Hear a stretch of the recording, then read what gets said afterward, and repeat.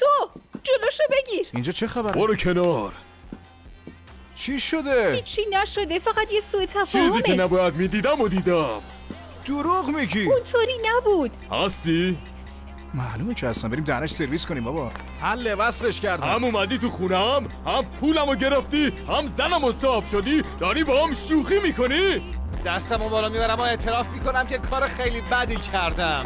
با این کار غرورمو زیر پا میذارم. وای که چقدر سخاوتمندی. بذار برات کف بزنم.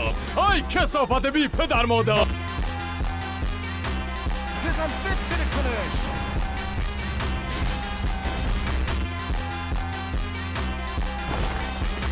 آره همینه. ای وای. وای مرد لعنتی. آره تا تو باشی دیگه سر به سر من نذاری.